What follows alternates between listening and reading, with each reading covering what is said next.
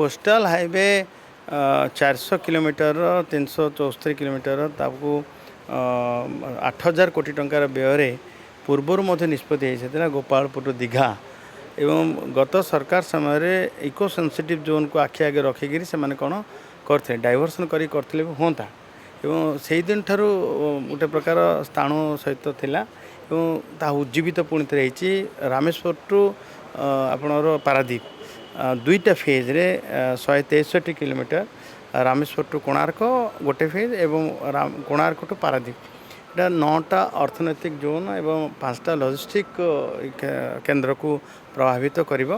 ए रास्ताटी हवा द्वारा कोस्टल हाईवेटी हवा द्वारा 2 घंटा यात्रा कमी जीवो 5 घंटा अधिक लागू थाए 3 घंटे आम जापर एवं सबुठ बड़ कथा हूँ आम जातीय राजपथ 16 व्यवहार करते जनगहली होता है कमिज एवं सामग्रिक भाव पर्यटन विकास एवं आर्थिक अग्रगति हेब कोस्टल हाईवे हवा द्वारा 163 किलोमीटर परिव्याप्त ये जो कोस्टल हाईवे 8000 कोटी टंकार पुंजी विनियोग में आम निश्चित भाव को स्वागत करोड़ार विकास रे एक माइल खुंटा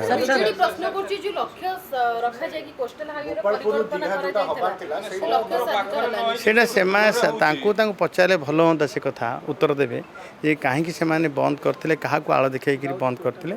एवं जो कथा थरे लिखाई गला थरे राज्य सरकार नाराज हो गला आउ थे से योजना को कार्यकारी करने केते कष्ट हुए से आम जाचु से जहाँ आज जो देखुं कोस्टल हाईवे जो कथा आपन पचारे जहाँ रही जाता बहु प्रतीक्षित थिला से कारण रोचु एवं से आज कथा उठाऊँच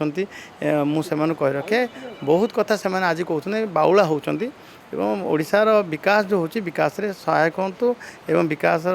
रे समस्ते अंतर सहयोग करन ना ना ये टेंडर बातिल हवा tender technical evaluation tender bidder मानकर क्वालिफिकेशन योग्यता को आधार करी एभलिया केबे कोन निष्पत्ति हेई थाई पारे नियम हिसाब रे किंतु जो भलिया लोकंकर अपेक्षा थिला अपेक्षा थिला कोस्टल हाईवे तो साकार हवा को जाउछि एथिरे प्रश्न न उठे समस्त सहयोग करा।